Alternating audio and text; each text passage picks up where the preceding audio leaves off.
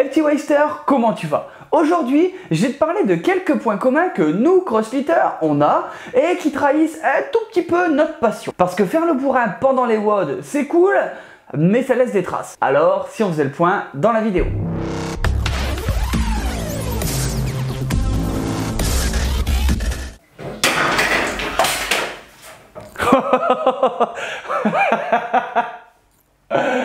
Ça sera très drôle sur la vidéo. Quand t'es crossfitter ou crossfitteuse, oui, on va pas faire de misogynie aujourd'hui parce qu'il n'y a pas de créneau à faire.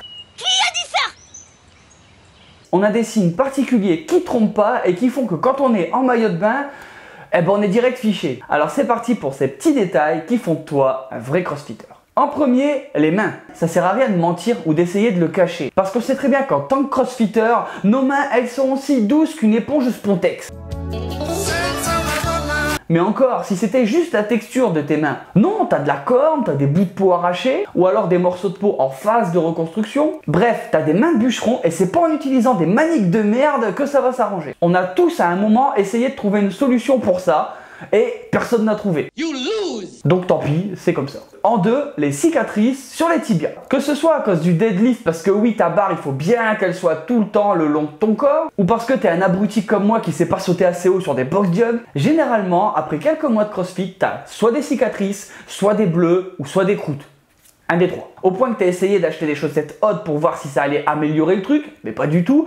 Et tu te poses la question si finalement acheter des protèges tibia comme au foot, ça serait pas le meilleur investissement que tu puisses faire. En 3, les multiples lacérations sur ton corps. Dans le dos, sur les avant-bras, sur le ventre, ou plus simplement tous les endroits possibles où cette putain de corde de vitesse, qui, on va pas se le cacher, n'est qu'un bout de câble de vélo lancé à pleine vitesse et qui a la fâcheuse tendance à s'écraser sur toutes les parties sensibles de ton corps, en faisant un joli claque pour que tout le monde soit au courant et qui te fera le plus mal possible pendant plusieurs jours et te laissera des marques que tout le monde verra. Après c'est quand même ta faute, moi je te juge pas, mais si tu veux gérer les double ou les triple under et que tu te fais mal, bah, faut pas trop te plaindre, c'est comme ça, tu souffres.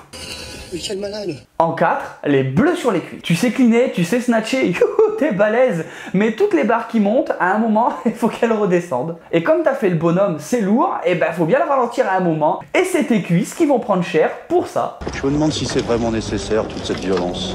Pour le peu que t'aies plusieurs répétitions en touch and go, ça va faire again. Et résultat, tu te retrouves à avoir ton mec accusé de te battre si t'es une femme. Et si t'es un mec, bah on a juste des doutes sur tes activités. La grande classe. 5. Les marques sur les clavicules et le cou. Que ce soit avec la réception d'un clean, du front squat ou alors du back squat, cette barre de merde, elle a la fâcheuse tendance à frotter partout et avec violence. Au début, c'est des simples griffes, des griffes qui vont devenir des petites plaies, qui ensuite vont devenir des croûtes que tu vas éclater et qui vont devenir des cicatrices. C'est super esthétique, mignon et le reflet de ton amour profond pour cette fameuse série de films de qualité qu'est 50 nuances degrés. La nécrophilie, c'est pas mon truc.